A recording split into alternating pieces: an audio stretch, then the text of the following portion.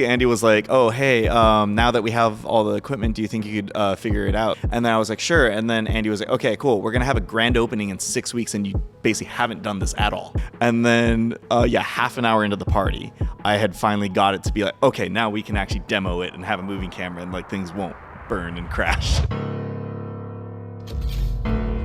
CinePacks, built.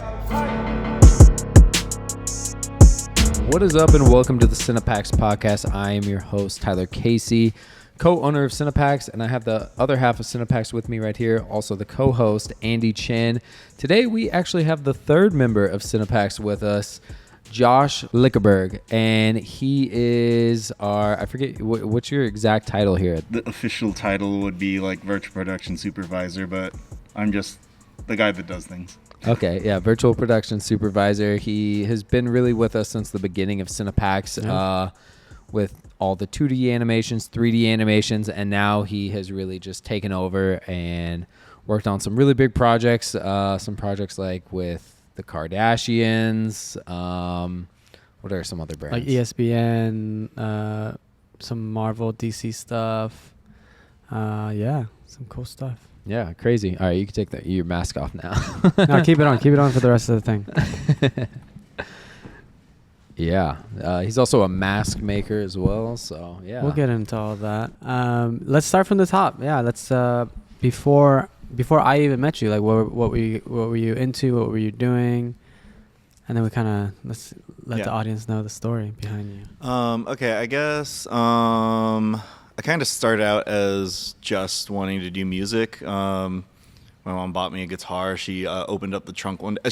I said I wanted to do music stuff, and actually it was really funny the first day. So like, I knew when the first class of the music thing was, and that's all I could think about, kind of thing. I was like, oh man. And then like I was convinced like I was just gonna go to school. The first day of the music thing at the beginning of school was happening. I was like, oh man, I don't have an instrument. And she's like, hey, come over here to the trunk. We're at school, and she like opens up the trunk and I like brand new acoustic guitar for me, and I'm like, oh. This is a class you had signed up for? Yeah, it was like one of those things where like 7 a.m. before school kind of thing.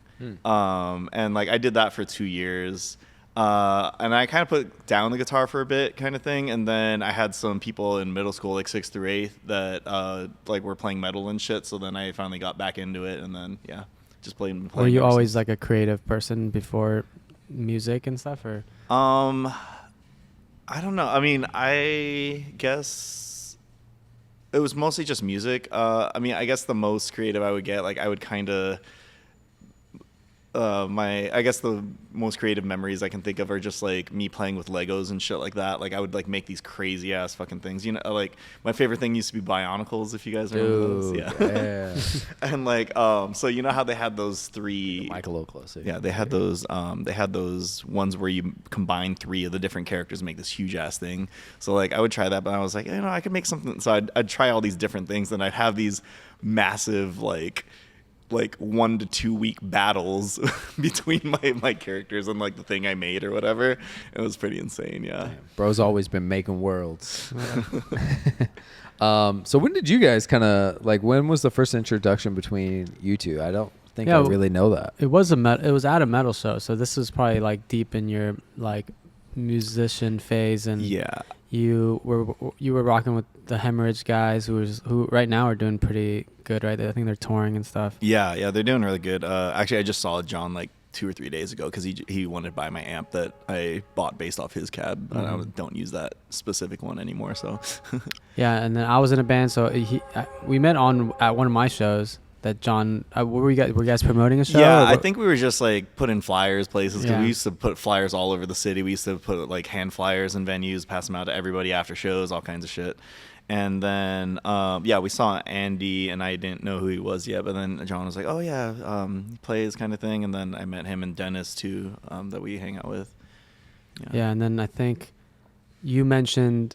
And then I don't remember if I mentioned the music video that we were doing with the zombies. No, or maybe you mentioned it. You brought up that your girlfriend at the time was a makeup artist, special effects or something like that, I think. Oh, maybe I did. And then I feel like at some point I was like, oh, I'm looking for like zombie makeup artists.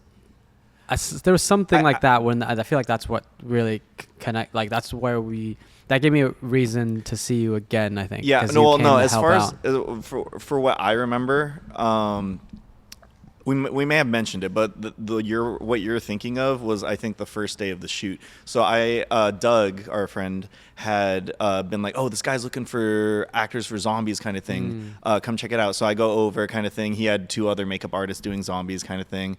And then that day was so fucking fun. It was like, I don't know if I had done zombie stuff before that, like film stuff. I think I might have, but like, it felt like even though it was just like someone's house, to me it felt like a real set. I was like, oh, this is sick. Like he's like has an actual like camera and stuff like that. Because like John and them, they would be shooting their own stuff too. Yeah. But like this is like right when we started CinePacks, right? Because I remember you came over to my no, this is way before. Oh, okay, gotcha. Because I know he was in another zombie film where like you had his head like hit off that with, was like, a one of the baseball later bat. ones. Okay, gotcha. That was way later. Okay, gotcha. I was trying to get a timeline there. Yeah, and then so at that point I had been like, oh yeah, at the time I was like, oh, my girlfriend does special effects kind of thing. Like, do you need anyone for the second day? And then and then you decide to hire them. And then I just stuck around for the rest of the shoot because I just wanted to be there.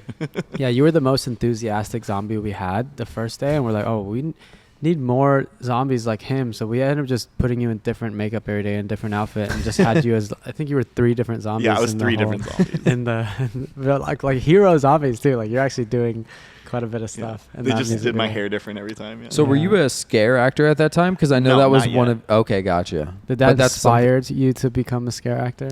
Your first time as a zombie. Okay, so I guess the story behind that is that what's it called? I was always just kind of doing my own thing musically or whatever, and then I was just very supportive of my partner at the time kind of thing. And then so they were like, oh, I want to do this haunt kind of thing. And then I was like, oh, you should, what's it called? Oh, yeah, apply. You do really good. The other artists, the lead at that place, like worked at Six Flags and all that kind of shit. So, so they applied, and then they were like, oh, you should come scare act. I was like, you know what? Sure, fuck it. And then ended up being one of my fucking favorite things I've ever done. You just like to terrorize people. Yeah, I didn't even know it either. So the only thing I had really done before that, other than, like random whatever, the year before I had been in a backyard and I was just pretending to be a animatronic. So it was like a little stone thing and then a tree, and I was just hanging off. I was like, and I did that all night. And I whenever like kids would come by, and I scared the hell out of those kids. I would drop down on the floor and start crawling after them, because I remember I crawled in his video, and I was like, I love being a crawler zombie. It's like one of my favorites. And then the kids would all run kind of thing, and I scared the adults too and everything. And then I was so good at it. I thought the neighbor, I kept seeing them come outside, go to their car. It's been like, I've been doing this 3 or 4 hours at this point. And then finally I was like, there's no way they didn't see me. I didn't want to break character even for them. But like, I was like, there's no way they didn't see me at this point. I finally break character because I was convinced they saw me. And then they come out and they're like, I knew it.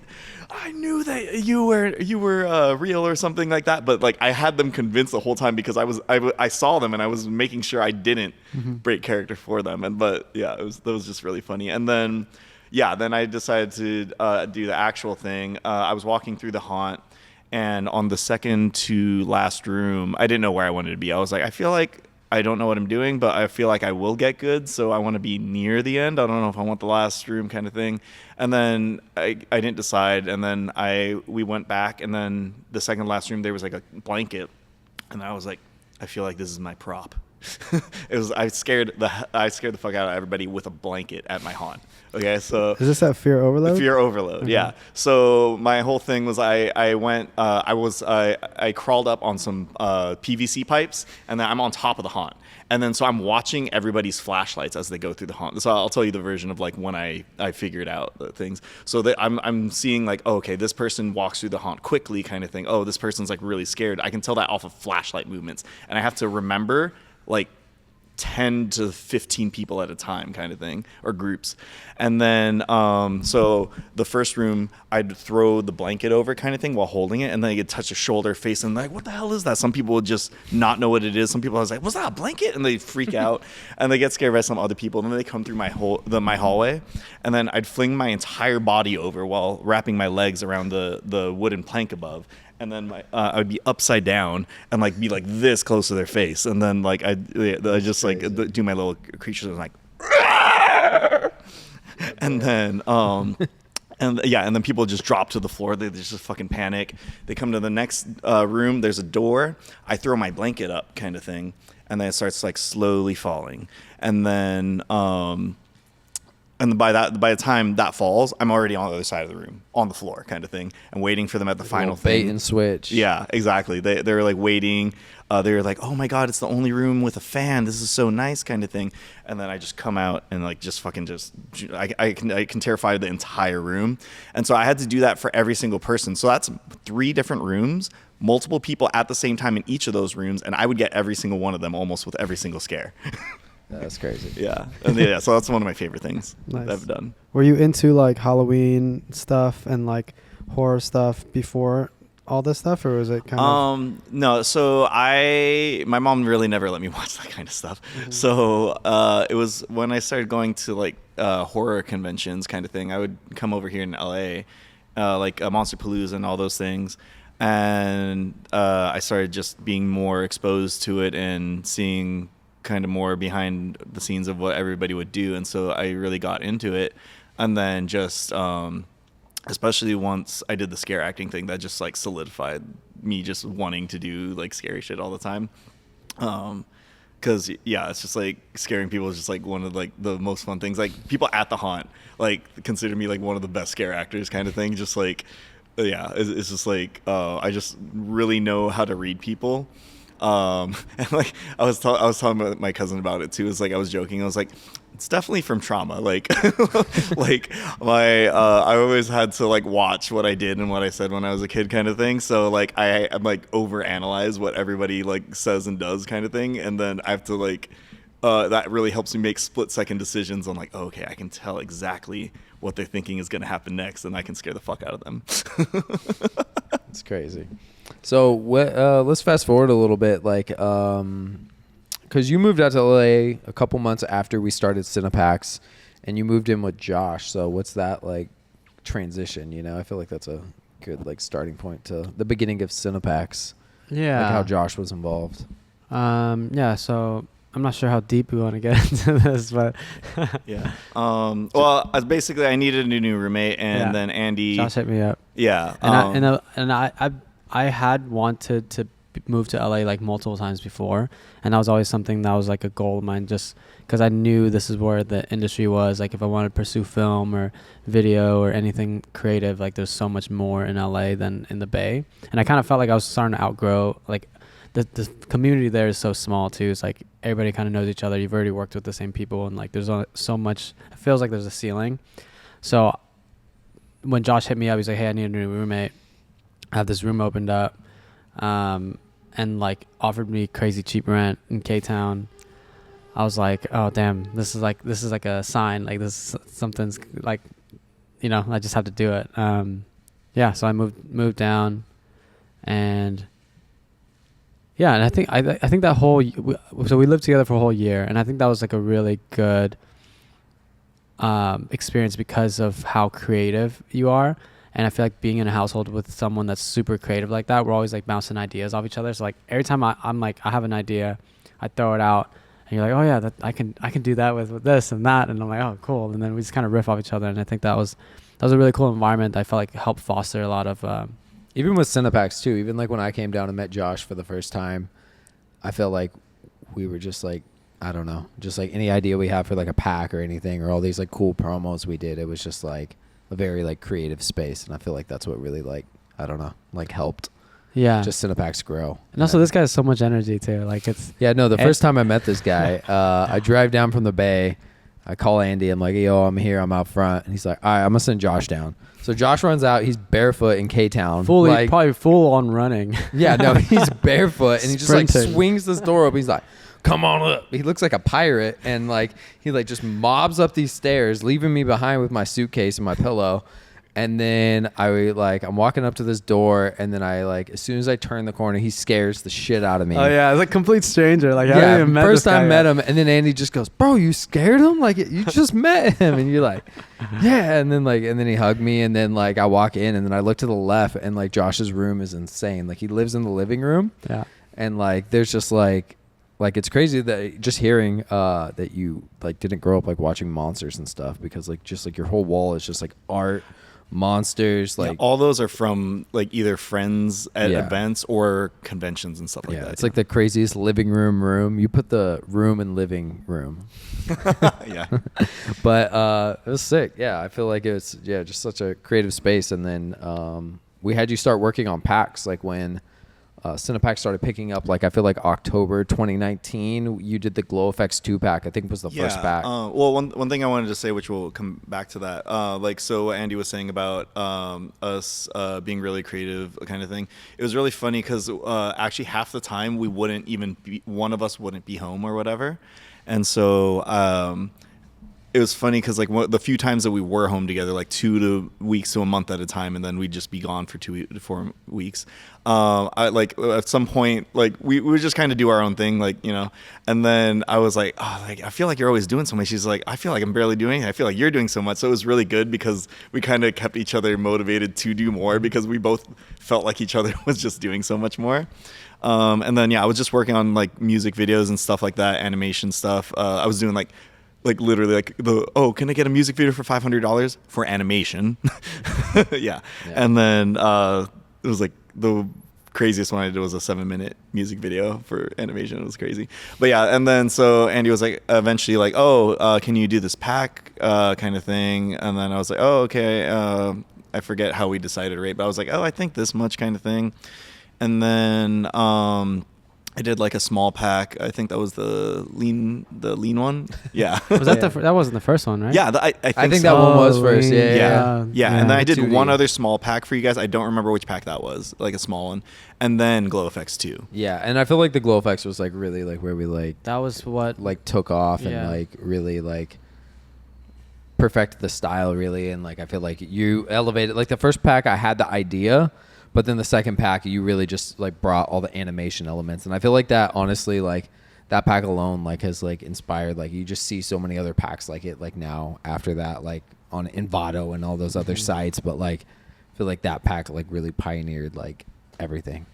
Yeah, that was a popular one for sure. Yeah. And then I remember when I'd first be seeing music videos with it, especially, like I would get really excited because like to me, like I said, I was working on like $500 things. When I was like playing shows and stuff, we did a lot of stuff in the Bay Area kind of thing, but and like got like touring bands and stuff like that. But it always just felt like such a tight knit thing. It's like, okay, only the people around us would appreciate things. And I started seeing like, oh wow, someone actually even though you guys are selling it, just the fact that I did something that is in someone else's music video. It wasn't like, wow. there wasn't in like a Lil Jon video, it was a bunch of glow effects. Yeah. I think he did.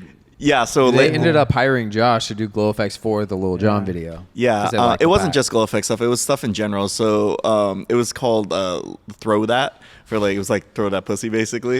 And then so he wanted me to animate a bunch of cats in the video. Oh yeah. Because Josh loves cats. Too. Yeah, and I love cats, and it was just a way to like lighten up the song because he was like, yeah, it just needs some comical. Yeah, it's just too dirty. It needs something comical.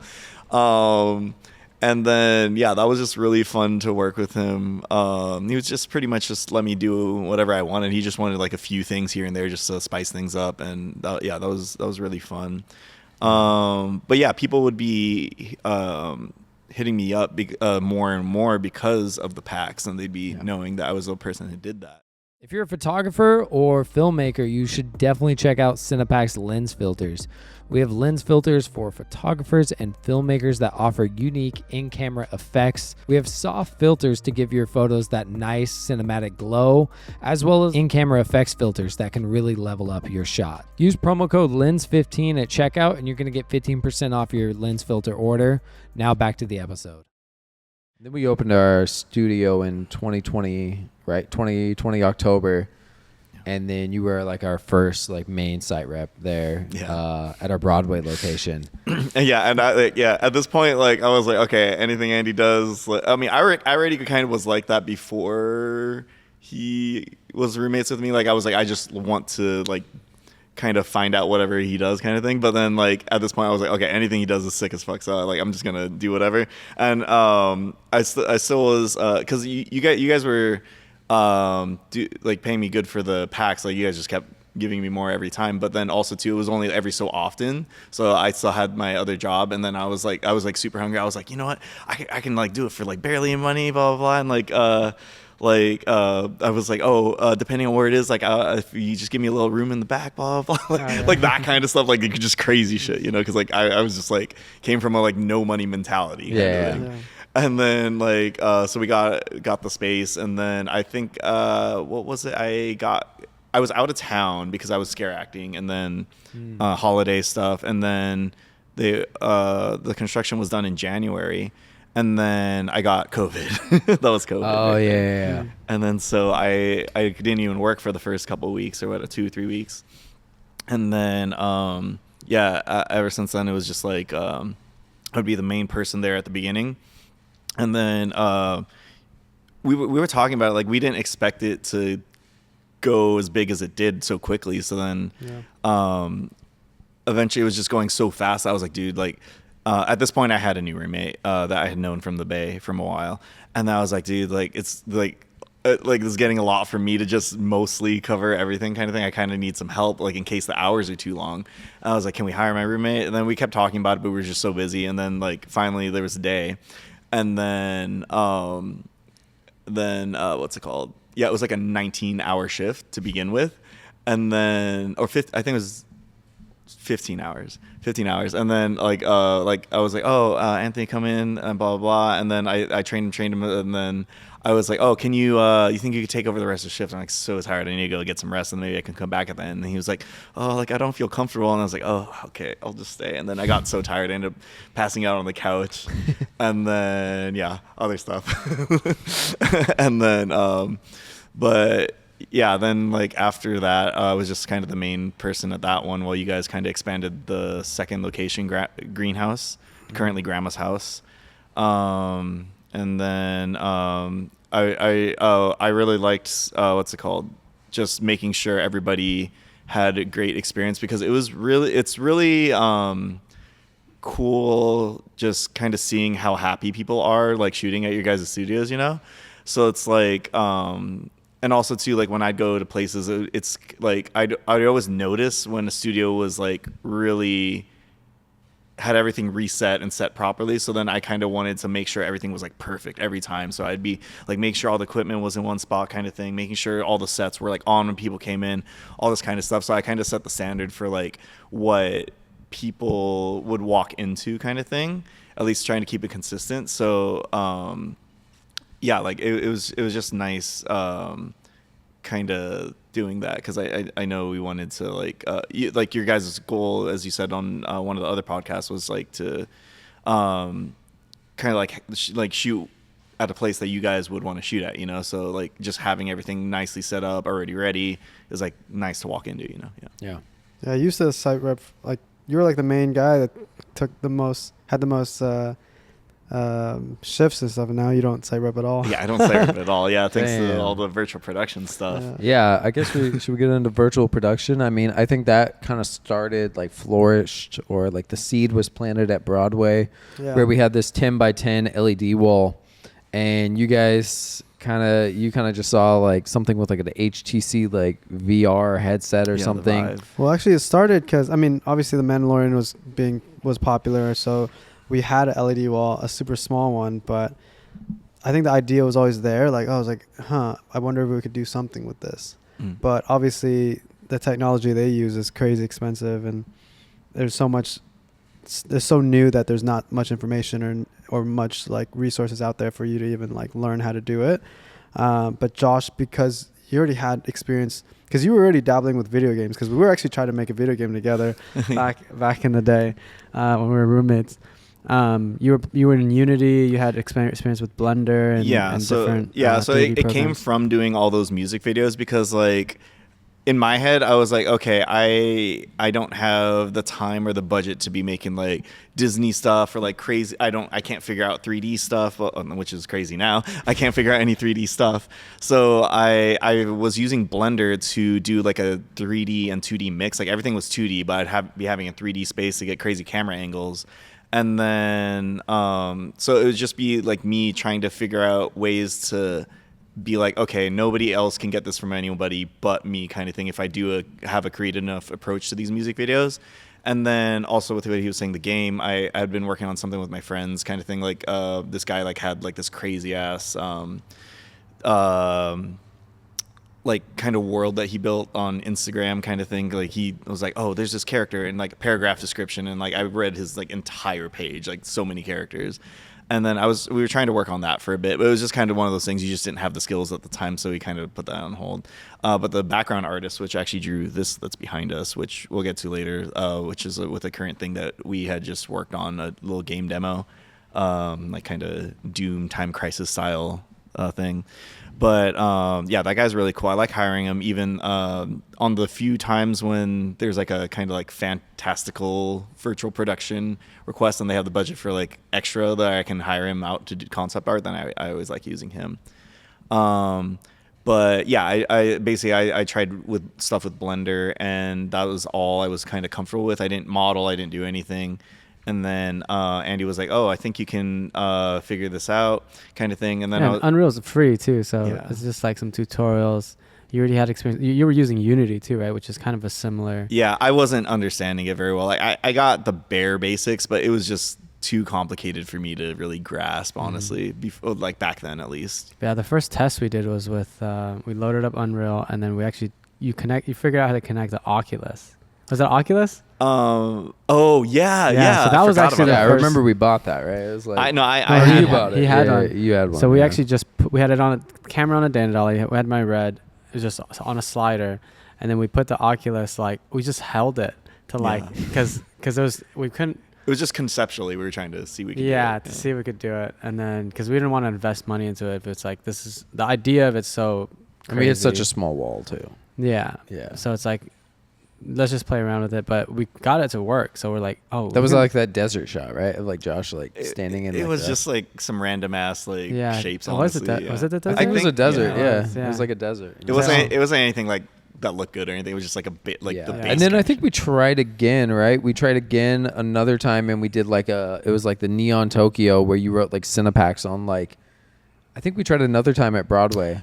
Oh, you're right. Yeah, we did. Was that also with the Oculus? Yeah, I think we still did it. Yeah, but I think you may have bought like another thing, like a receiver or something for the Vive. Like it was actually mounted that time, and we tried something a little bit higher. Or no, that was when we bought the Vive, I think. Oh yeah, maybe I we're think like waiting. Oh, for we this bought a studio. tracker We bought before the the Mars original, came out. Yeah. The original HTC Vive. But we did a test, and then I think we kind of just decided, like, I don't think we really even knew what we were going to do. We just said, like, let's get this big warehouse, let's get a big LED wall, because the biggest issue we saw with Broadway is you can't bring cars in. Mm-hmm. And we're like, oh, like, car treatments are like a big deal, like, you know, people filming like, you know, driving scenes. We could do that, but we could also eventually get into virtual production. And Josh, like, I mean, you weren't even really using Unreal at that time, right? You were kind of just... No, I was kind of scared of it. I mean, I had tried it with that, and then like after trying it for a second, I was like, you know, it's honestly not too different from Blender as far as like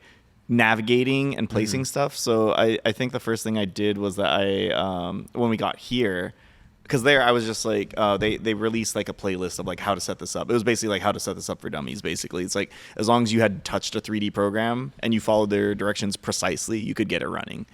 And then I think the first thing that we did here when we finally had this open, had the wall up and everything was bought and set.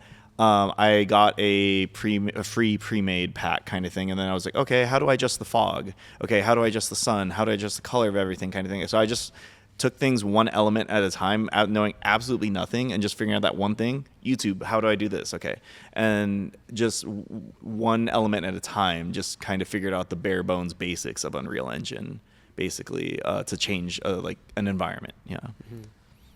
And then we shot something after I got that. I think we just we just I was making what's the plant, Felucia with the blue flowers, and then we're like, oh, we don't really have any props. Let's just kind of testing. We just put your helmet on, and then I just put my like crazy jacket that I have, and then freaking I just walked across, and then everybody was like, oh shit, you guys did this all of a sudden once we posted, and it was pretty cool. Yeah, and I feel like from there it just went crazy. Like I feel like we had like that Aperture video, and that was like so quick. Like I feel like it was like Aperture did a whole video on like virtual productions at our studio, and we haven't even like done a virtual you know what I mean? Like I feel like we haven't even had like a legit virtual production, and then they did a video like breaking down virtual productions. Yeah. And like you and Josh were in it, and like I don't know, it was pretty nuts. Was that before we did all the demos, like the scenes?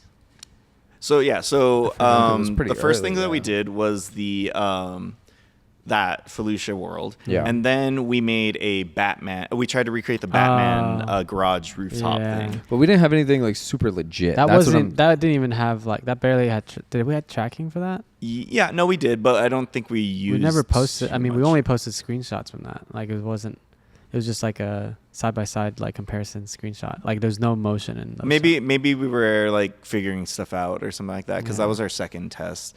I don't remember. I feel like we did have tracking, but I mean we cheated things like we were saying we had Mexican Batman with Isaac. Like we had that's so funny. Yeah. I mean I think that's a good clip to do. It's like because like I had heard about, I saw the BTS of the Batman, like the Matt Reeves one, and they use LED walls for these very specific scenes.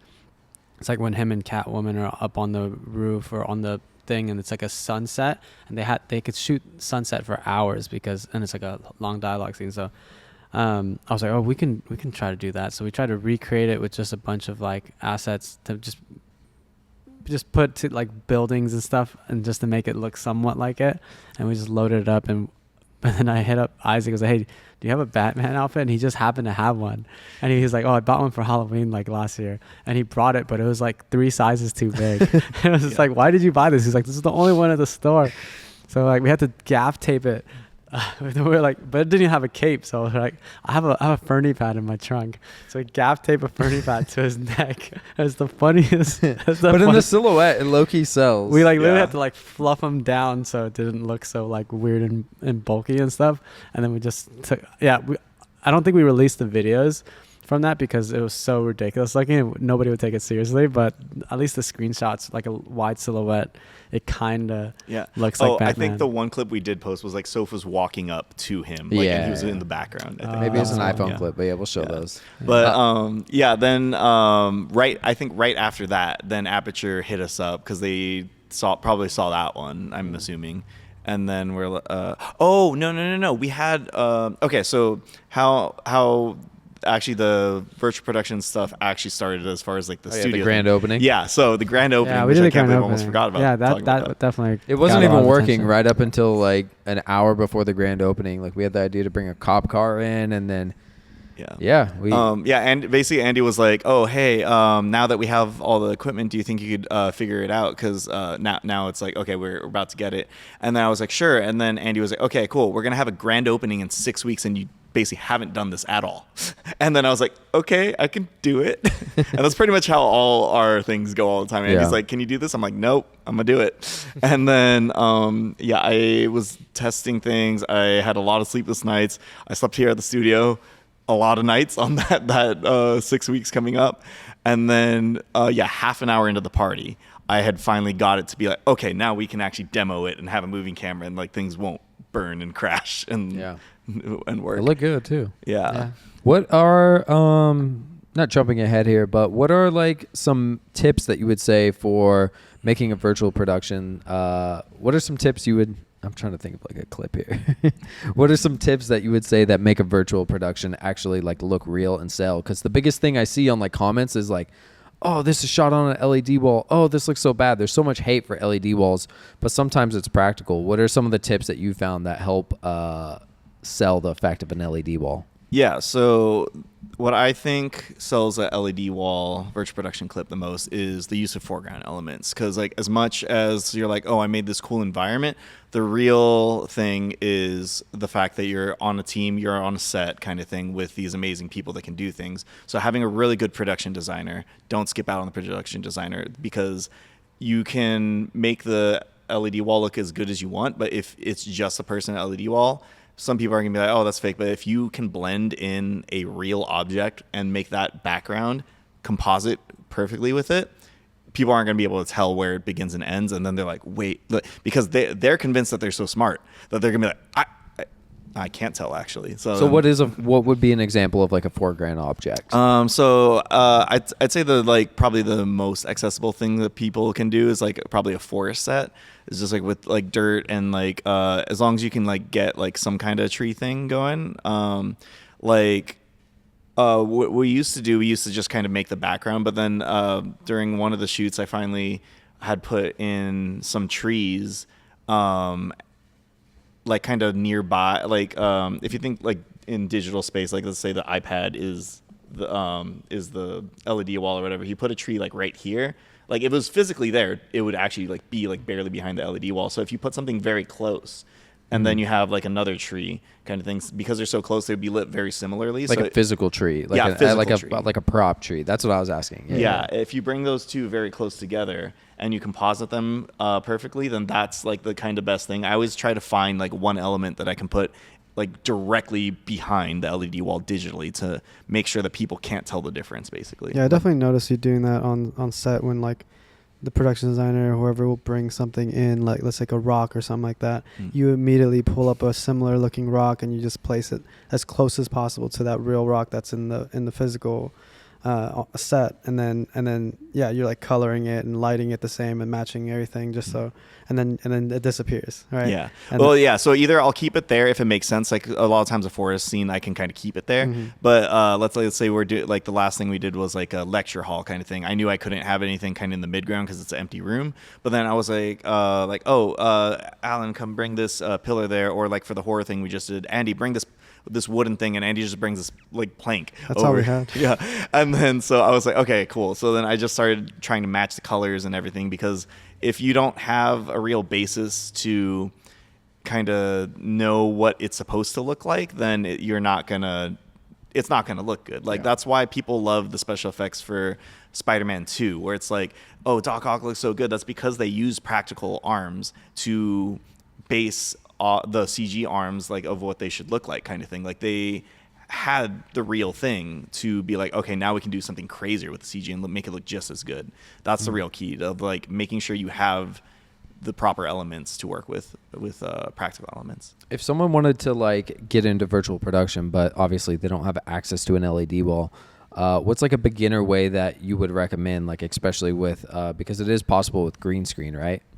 Yeah, it's possible with green screen. I would say honestly, the most important thing is the map making, because like you can learn how to just operate the wall, which I know some people only know how to operate walls and they don't know how to map make.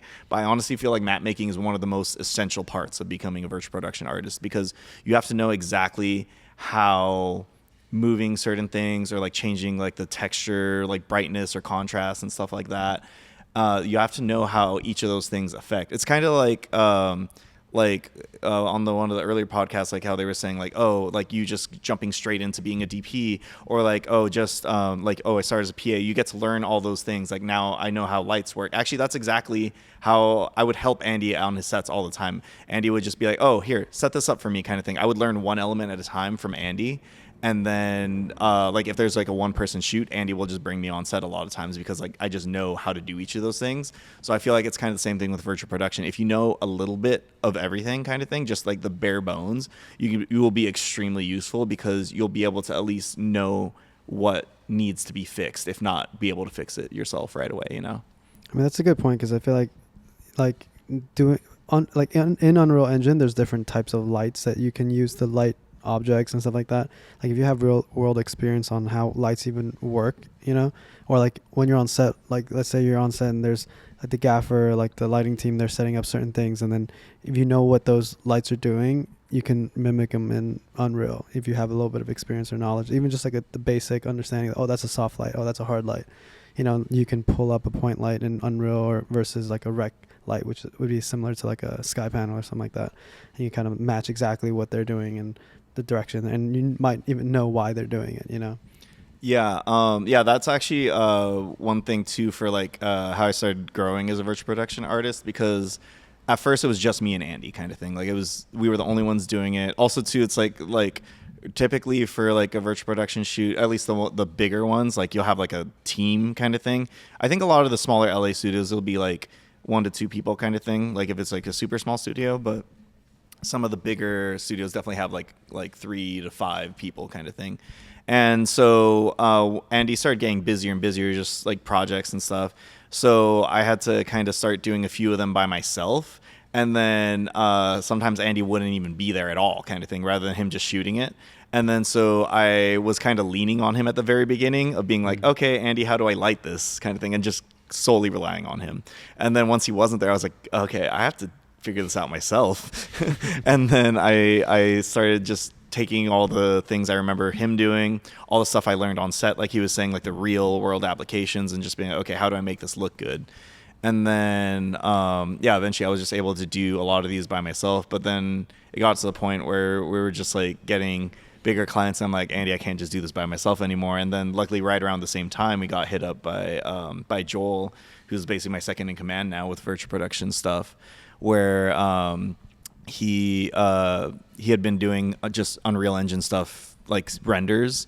And then I finally got him on, and then I was able to like focus on like certain tasks while he did the stuff that was like, okay, like I know you definitely have the experience like moving things around, kind of like setting the lights and stuff. So I would like focus more on the lighting and compositing kind of thing. Well, basically what Andy would be doing. So I kind of like changed roles on that. And then as things progressed, I just kind of like make sure that like Joel and the rest of my team basically can do all the basic stuff, like, okay, lay this out, set up my lights kind of thing, and then I go in and be like, completely change the lighting, completely change the composite. That way, like, it looks like whatever photo reference or whatever we get. Because like I try to match whatever people give us kind of thing a lot of times. And then people like are kind of skeptical at first, especially if they never worked with virtual production. They'll be very skeptical of whether or not you can make it look good. But then especially if, I'd say the most important thing for a virtual production map maker is give them a good lookbook. If you don't have a good lookbook, we're just gonna be like, okay, I'm gonna make something that looks cool, but like, does it look real? And if you give them actual like some photo references, then they can match specific elements of it, and then that just makes things look way better. It's kind of interesting too, because I feel like this is something I realized almost kind of recently. Like, I sent you a bunch of references for this commercial that we did, and a lot of the references were like really highly stylized photos of like New York Chinatown and stuff, where people like up the contrast like crazy and like really emphasize the neon lights and the lanterns and stuff like that. And I was like, that's not really how it looks in real life. So, and then I think the first couple versions of that map, you guys tried to match it to that, and I was like, this doesn't look right. Like, it doesn't look real. And then we're like, I gotta find some like more realistic photos. So that just picking the photos, like even like finding really cool looking photos might not be the best reference point, because they might be too stylized, and if you follow that too closely, it might not. Because like one big thing for virtual production is realism. Like, if it looks like a stylized image behind you, then that ruins the illusion. Yeah. So I think finding good photo references is something that I guess for like directors or whoever working in virtual production might have to kind of consider. If you're an editor, you should definitely check out CinePacks' digital assets.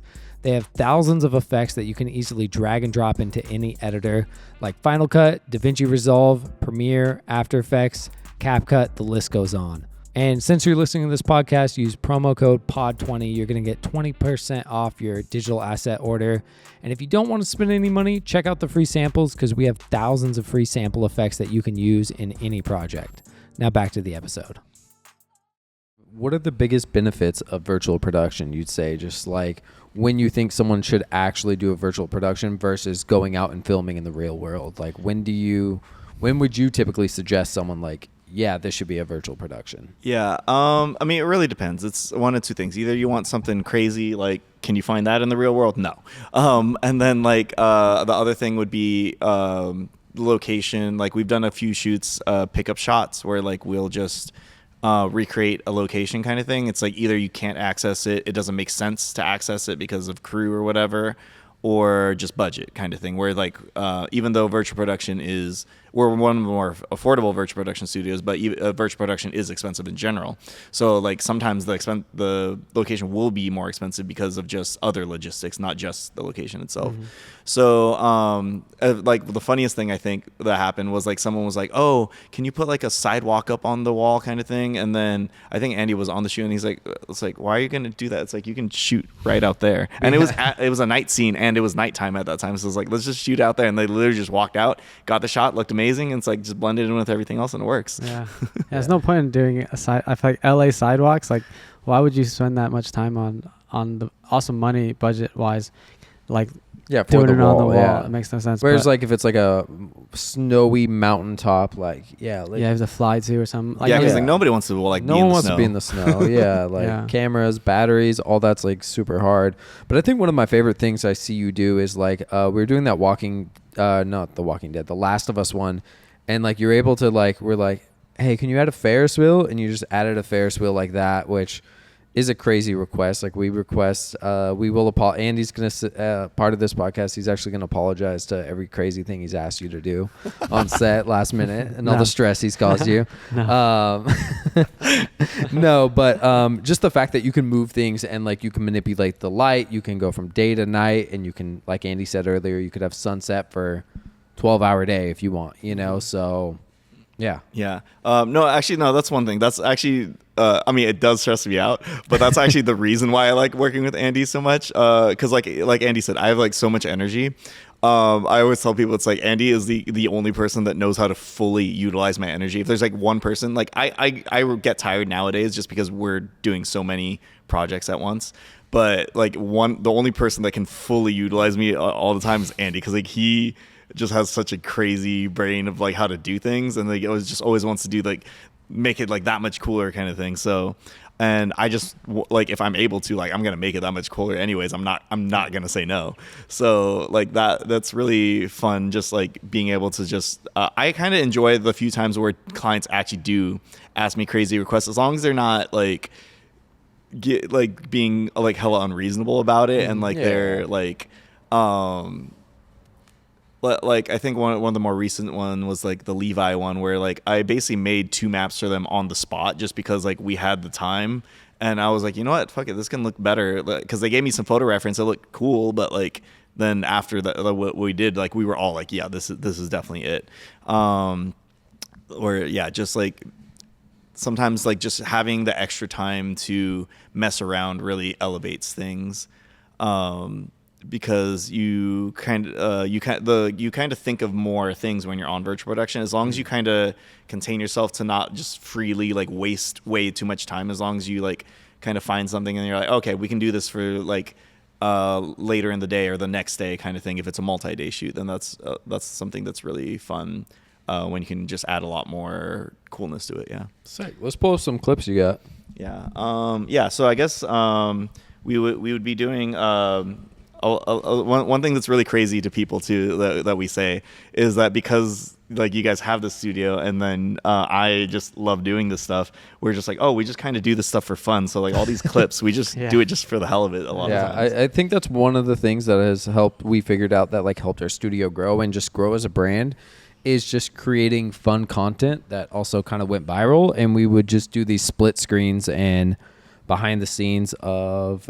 And this wasn't even also just for fun. This was also to like, I feel like hone our skills and like practice and like come up with I forgot who came up with this concept. I think it was like a collaborative thought process. We also had this laser at the same time, and we created this like, I don't even know what you call UFO this. abduction. Yeah. And I love, so like right here, this is like, this has like a lot of animation in it as well, because like one thing I think that you do is, and that's really cool with virtual production, is like putting animations on the screen and like cueing these animations. Sometimes we'll do like a key press. What do you call it? Yeah, I mean, yeah, just Yeah, I just press a key or just press play or whatever, and then it works. Yeah, a cue to the animation. So like we have the camera like rising up, like we kind of fake that he's like being lifted in the air because we didn't have like wires or anything like that for this. Yeah, like, that day we didn't have wires. Yeah. But we did have a crane though. Yeah, we decided to do like a one shot. Actually, but we ended up throwing a cut in there just because we wanted a wide shot of the UFO abduction thing. But yeah, I was super proud of this. Just like we matched the UFO tractor beam in the background to this real 600C that we got.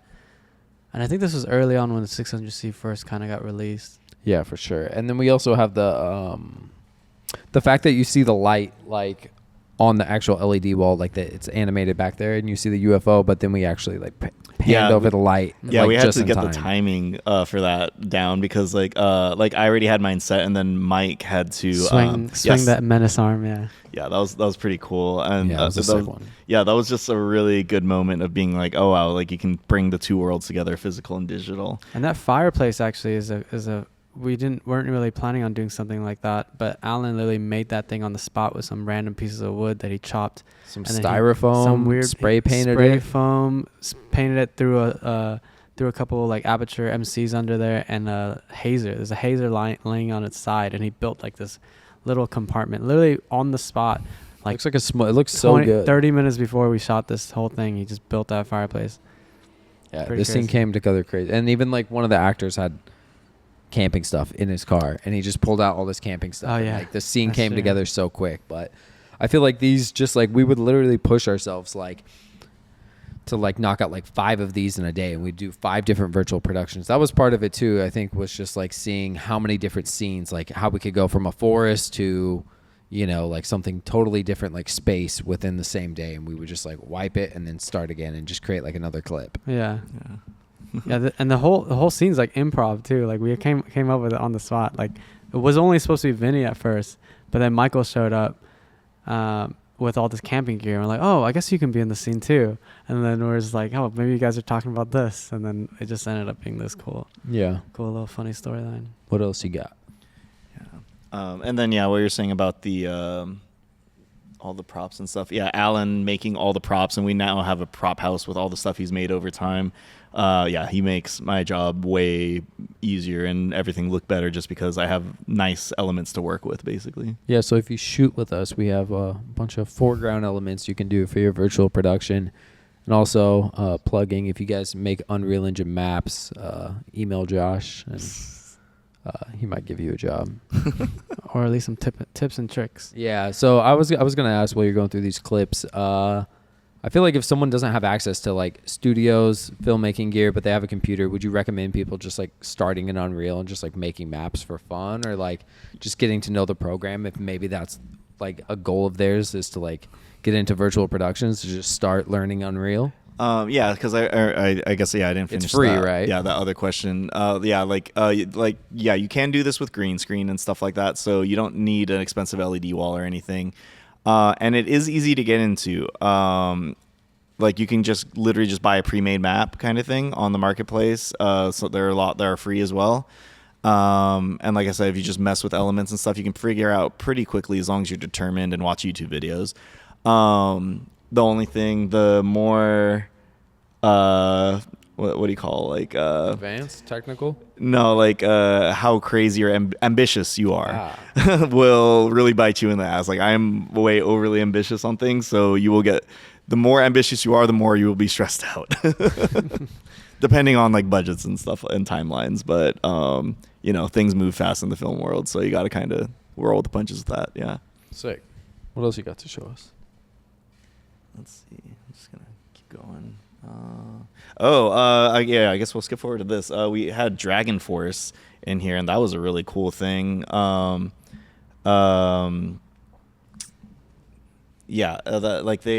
shot 3 music videos here. This was probably my favorite one that they did here, because this was actually the one that was meant to be virtual production. It's funny, they rented our studio, but they only paid for a 1-day virtual production and a prep day.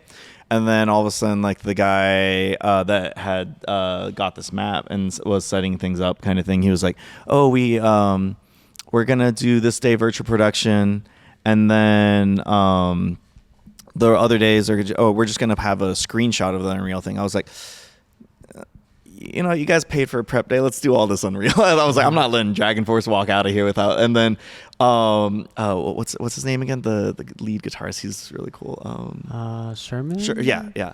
So he was just like so excited about everything. He was like, "Oh, just add something that it looks good, expensive kind of thing." And then he just like loved all the like weird things. He just wanted like cool shit basically kind of thing. And that was funny. He just kept saying that throughout the shoot. I was like, "Oh yeah, that looks cool, expensive kind of thing." Cool, expensive. And I'm like, it was just really fun. This one I added a bunch of fire and stuff like that. I think this is the first time I actually used the cinematic fire asset that we use a lot. They were a blast to work with, and Jake Johnston, I think, he was really cool to work with on this, and I think like this is probably for me, I think probably the biggest one that I knew about that we've shot with kind of thing, so I was pretty excited about this. Let's see what else we got. Oh, this is my favorite one, actually, personally. Yeah, this is really cool, and I really like how it ended up, because I feel like it's pretty seamless. Yeah. The colors, I think, are probably the best thing on this one, I'd say. Like, I feel like we matched the colors pretty good. Yeah. And also, like, the obviously, like, the set design that Alan did in front is, like, really, crazy. like... Yeah, it's really crazy, but it really matches like just that, like that looks like that would be in front of that grand staircase. Yeah, like every time I show people about like the importance of the set design stuff, it's either this or like a forest scene, because like there's just like so much there kind of thing. And it was just really fun to match this, because also this was kind of different than a lot of the stuff we did. We hadn't really done anything rebel-y. And then Andy's like, oh, let's have a dragon walking down the stairs. What I'll do for a lot of times when we throw in animated stuff is because of timelines, I don't have time to animate things by hand, so I'll just use whatever animations they have on the marketplace. So I just had him walking, except it looked hella janky because it was meant to be crawling on the ground. So it was like, it was just the dragon just going like this. Yeah. I mean, like, it came out pretty yeah, good. so like I adjusted, I think, the head or the arms or something, and then Andy's like, oh, can you make it fly off of that? And I was like, okay, let me and then we got it. Yeah. So why a lot of these LED virtual production shots that I'm seeing shot on this wall, there's a lot of backlighting with like Nova panels. Why is that typically like one of the ways? So like I see you choosing to light it like that. Why is that? It's funny because I actually just like backlights in general. Just like in any of my work, I'll always throw a backlight just because to separate the actor from the background a bit, and I think it just adds like a level of cinematic, but I think for LED wall specifically, at least our original wall, this is our second wall. Like when we first opened it, we had a lot cheaper of a LED wall, and that one had very kind of, if you hit a light with it, it was very reflective, so it kind of ruined the illusion really easily. So anytime you had any frontal lighting, it was kind of lightened the contrast on the LED wall a lot. This updated wall now, it's actually a lot better. It has a lower black point and it's less reflective, so it's easier to get away with. But I think still kind of backlighting is still a big element in just lighting LED virtual production stuff. But also I learned this from, there's a Mandalorian gaffer came here to shoot this web series, and I honestly just saw how he lit his stuff on that show, and then I just copied it, and I just and he had different lights, but he had 4 panel lights back there, and he had like a bunch of ultra bounces tied to the ceiling, and he bounced hard lights into them for fill and stuff like that. And I was just like, okay, if that works for Mandalorian gaffer, I'm just gonna steal this technique. So I've been kind of doing this similar lighting setup for most of these shoots. It's good enough for the Mandalorian. It's good enough for us. Yeah, and then I guess that's kind of like what like as far as like progression and like learning stuff and growth, like Andy was saying for him for that. Kind of similar thing with me. It was just really, really cool like hearing other people that are like on the big shows like that kind of like giving me tips. And then I feel like when I started getting like really, really good was when I started like operating at other studios kind of thing, because not many people do this stuff. So like if you have the opportunity to work with another virtual production artist on another set, it's like you should take it, because they're going to know so many things that you don't know, and that you like vice versa, like you're going to both teach each other so much. Like it's just always exciting to see when like both artists or multiple artists like just teach each other everything on set. And it's just I learned so much. Like the last studio I shot at was like Orbital, and like now like I know how to use like indirect lighting mixed with hard lights a lot better kind of thing. And the past couple things we've done have just looked like that much better because like those new tips that I just learned on that set, and just anywhere I shoot at. Yeah, I remember when we did the ESPN job, and like we learned how to use color correct volumes for the first time. Oh We're my like, god, that was a game. I was like, that was like, what the heck? Now we can actually blend the seams on the floor so much easier because you can just select an area and darken it if that's and the compositing and stuff is so much more powerful than we ever thought. So yeah, it's cool stuff. Sick. What should we wrap out with? What do you want to end on here with? Any What do other you want- last? what do You you want want to talk people about to the know? animation, or you want to go into mask? Yeah. I didn't talk about the mask stuff at all. So yeah, You gotta pick one, I do. Yeah, I do have. I make masks, and I make them with like I used to make them with like a 3D pen. Oop, let me get that out of the way. I make them with a 3D pen. All these ones on this video, at least. So I would like literally draw these into existence, basically. This was back when I had a lot of time. Now, with like the spider that we just shot, or a year ago at this point. I guess I can pull up one of Chandler's clips really. Like now I'm starting to be like, okay, I can just 3D print certain things. Like I already have like the coolness factor and like not being restricted by drawing them. Now I can get a little more technical with these things.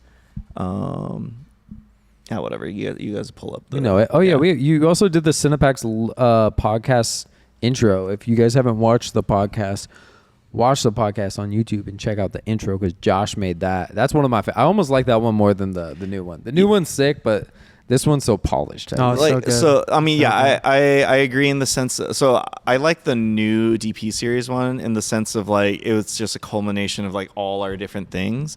But there wasn't really much animation going on except for like the spider that was like already animated already. But like the because like I said, I'm like originally from doing animation. I don't really get to do it as much when doing virtual production stuff. But then that one I was like, okay, now I can actually like play around and actually move things and animate things properly. And I had to like really figure out a couple like different tech things because we were like, oh, let's do like a universal style logo coming out of the box, and like that was challenging to figure out at first just because of the way we set it up, and then I finally got it and I was like, okay, there you go, that's exactly looks how I so want good. it. Very sick. Yeah. I mean, you have this mask right here. Yeah. So yeah, like when Andy wanted to make the spider thing, I mean, I guess you saw it at the beginning, but just one more time.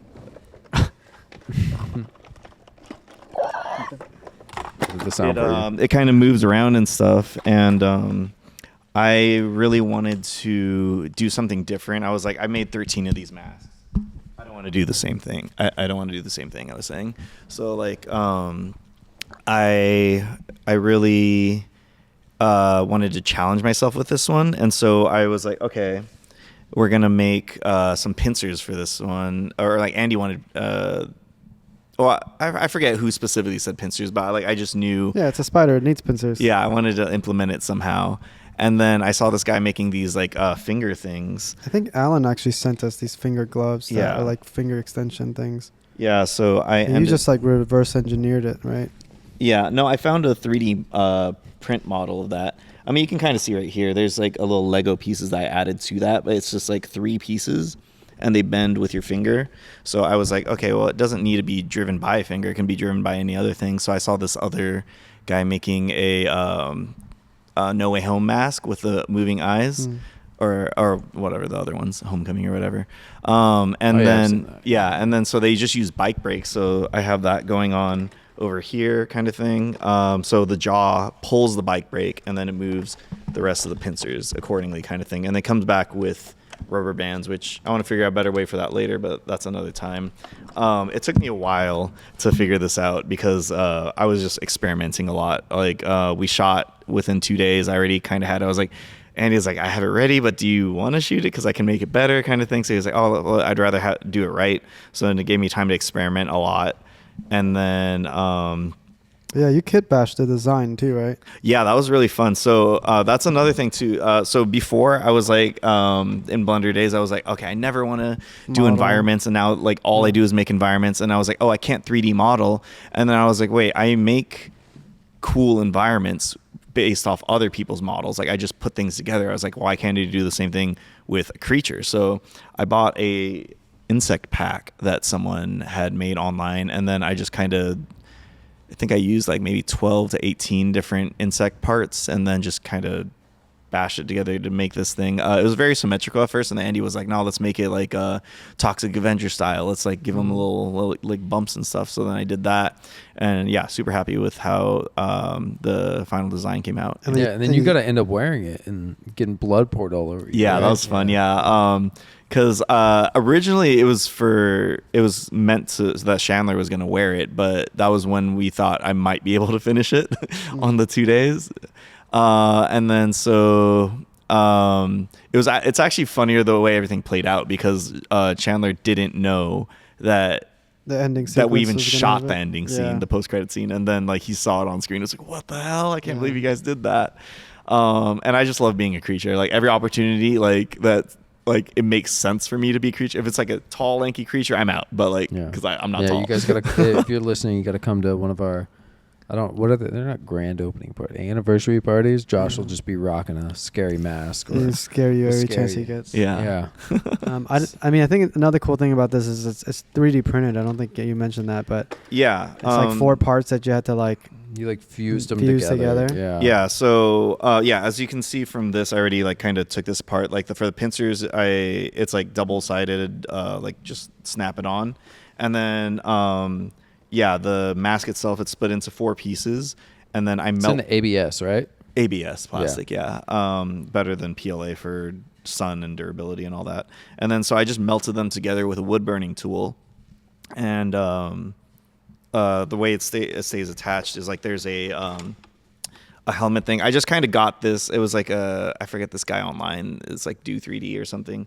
But I was just like, I just need a helmet. I don't care what it is. Oh, so the helmet is 3D printed inside as well. it's a separate piece. Yeah, I think it's like a Spider-Man 2099 or whatever number. Oh, it's yeah. a Spider-Man mask Yeah, inside but there. That's like the sick, whole though. purpose, I just needed like the inside of it. You know, I just needed something to fit on the face. That's and like that worked. symbolic if people. But that's funny if it's like if it is like a Spider-Man. Spider-Man. Oh, that's mask. true. I didn't even think. You know, I never paid attention to that. I think I until- remember you Easter posting the egg. original mask. I can remember it now, and it definitely looks Spider-Man. That's Yeah, crazy. I didn't even do that on purpose. Yeah. Yeah. But I had to modify it heavily because I needed to separate the jaw. Obviously, I added my own hinges. Like I did a lot of work to be able to make it. So the point was I was going to make it modular so I can detach the mask front whenever. But then I was dumb and didn't realize that I did a curve over the top of the head, and I was like, oh well, once it's set, I can't pull it back out. So, but it was super fun making this mask.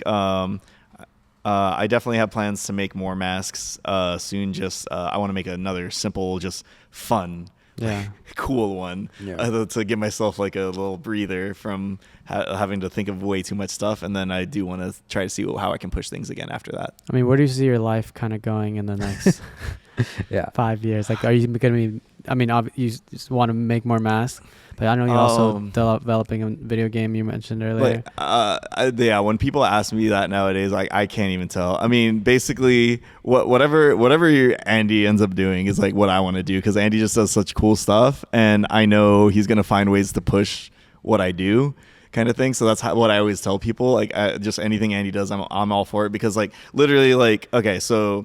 I just thought that I was never gonna really do anything. Like at most, like the best I saw myself doing was I was gonna work at a studio and do some animations kind of thing, and I'd make a couple scenes in some movies kind of thing. That was the most I saw myself ever doing anything in life. And now we're doing like all this crazy stuff. Like I got to make cool ass mask for like a fucking Spider-Man short film while making the virtual backgrounds, and like it's just like I think you're the only mask making virtual production. I know, right? Animation One of a kind. artist out here, bro. Yeah. And we me and Andy have said alone on phone calls, and you probably heard we want to clone you if that could be possible. Yeah, we So need more we're looking Joshes. into that. We're trying to we've gathered a lot of DNA from you, so we're working on a Josh clone soon. leave my hair everywhere. Yeah. Yeah. Cool. Sick, dude. Any advice you want to give to people out there, either looking to get into virtual production or mask making? I guess some of the stuff I've been thinking about lately is like creative wise advice I would give is just like literally if you don't think you can do something, literally just do it, because like you're gonna figure it out if you're determined. And you don't even have to do it right the first time. You're gonna do something, and eventually, like maybe you don't even like, let's say, oh, I want to make masks. Maybe you're horrible at it, you never figured it out, but something that you learned from making masks helps the next thing that you're trying to do, because like you learned something from that. Like I was teaching when I used to do the music stuff a lot more. The band members, like they always like could play good, but then it never felt like really good. And then I heard in my animation class, exaggeration, like really emphasize things, blah blah blah, and then like hold the pauses more, like make them shorter, kind of thing. And then once I told one of my band members that, instantly he sounded like amazing, like the moment I told him that. So it's like just being able to adapt to things, learning things that you learn from other things and applying them everywhere, kind of thing. And just don't be afraid of anything, because you will figure it out if you're determined. And then honestly, one of the biggest things for me, just because like how big these things are, like I would say like stress management is like a huge thing for me to like figure out, kind of thing. Like the other day, like I just got like way too mad on a shoot, kind of thing. I was just kind of like getting frustrated. I didn't really know why I was so frustrated. It wasn't like it was anything to be extremely frustrated about. It was basically just like something I made was like super cool, and then we were kind of like rushing things, and then it was like, oh, okay, like I finally saw, like the next day we had a very calm shoot, like I had plenty of time to dial in things. And then I saw like one of the stunt actors had changed the scene completely. Like he changed it, not even the director, not DP, the stunt actor. And then all of a sudden, like, okay, cool. We spend 45 minutes, an hour on this scene. Nobody even said anything until 45 minutes later. And then I'm like for me, like either with Andy, because like Andy knows I can work fast, so he'll push me to do things. And so like he'll be like, oh, like you gotta do this. It doesn't look good. Okay, we'll just switch to this. And I'm like, okay, give me enough time to do this. And then like I realized when I saw that, I was like, I just need to figure out how to communicate with certain directors or whatever, just to like, they need to give me the time. If they want something crazy, they have to give me the time. But it's really just if you feel like you're getting really frustrated on something, you have to like, when you do have a calm time, I mean, yeah, relax, but also like take that time to kind of self-reflect and like notice things if you have a second, and be like, what can I improve? What do I see in this shoot that maybe will help me manage my frustrations on another shoot? Because I feel like when you have like a lot on your plate, it's very easy to get overly frustrated, especially because I feel like we have a lot of pressure. What I was saying with Andy before was like, we are one of the cheapest virtual production studios, and because of that, we have gotten so many shoots. We were like constantly busy. Everybody's like, oh, you guys have so many shoots here. And so I just feel like we have such like, we're kind of like paving the way for like what people will expect of virtual productions, like mainstream wise, kind of thing. And I just don't want to like